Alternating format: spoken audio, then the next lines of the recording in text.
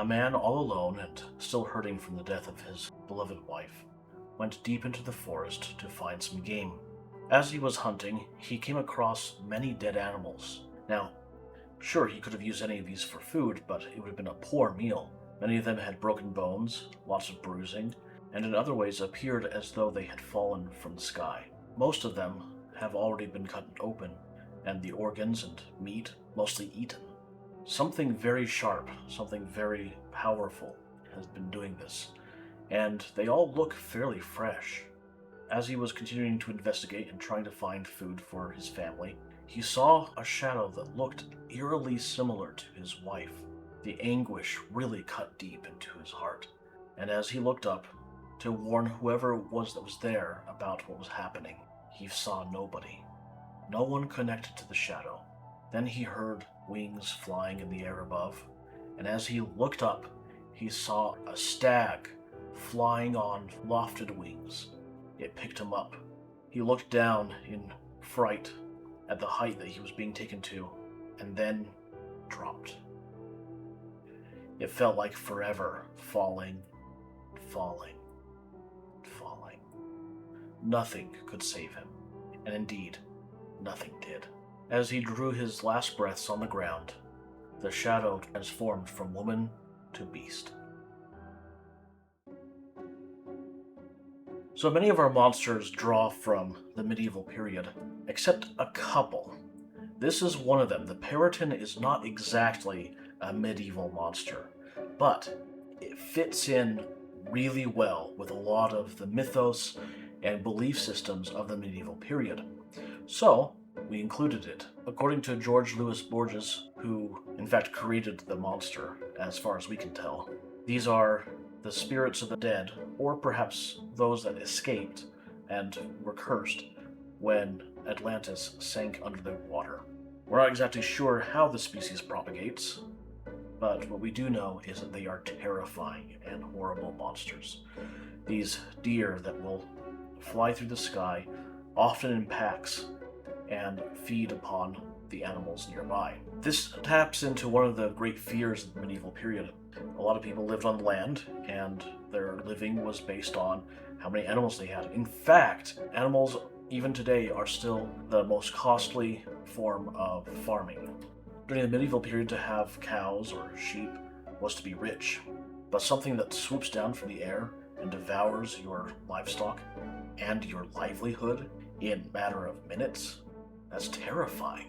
But what's even more terrifying is what it will do when there's no food around.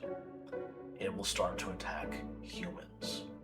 With every human or half-giant or other humanoid that it kills, it falls from grace, so to speak.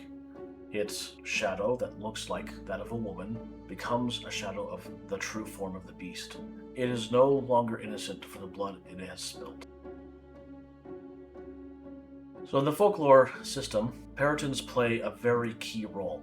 The Peryton provides a unique battle experience or combat experience in Folklore's Medieval. It is the lowest difficulty monster that provides battle with a lot of verticality. Most monsters will fight on a very flat or two-dimensional battlefield. Sure, there could be some climbing involved, but that's not a real, true vertical battle. The Peryton is the first creature that you might encounter in Folklore's Medieval that really takes characters into a vertical battle. And those are really interesting. Now, Perytons are pack hunters. They come in 3 to 10, though sometimes you can get the lone Peryton. That is less common. It is far more common to see somewhere around 5 to 8. Because they're pack hunters, they pose a real threat. These things are dangerous, and they can pick off a party very quickly, just picking them up and dropping them. So, a party that is fighting Perytons is going to have to find ways to reduce their powers. Whether that's fighting them from within a caged area, or tying down the Perytons, or the players will decide that the characters themselves need to be caged.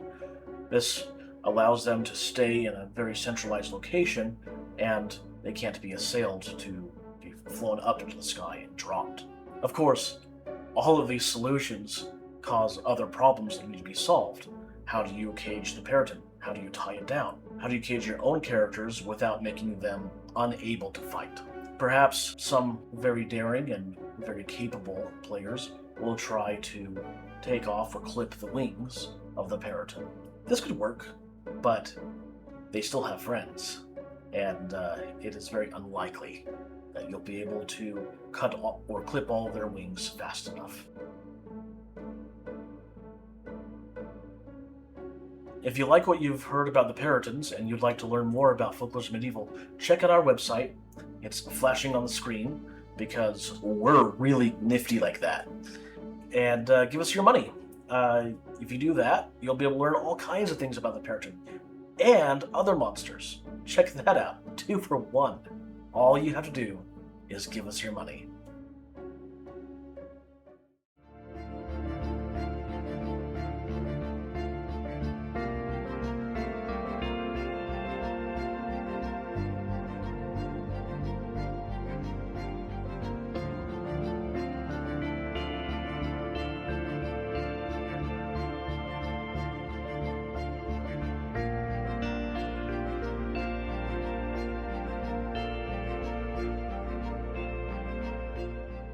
As the man was laying there dying, and the shadow was morphing over him, he thought to himself, if only I had liked and subscribed and left a comment,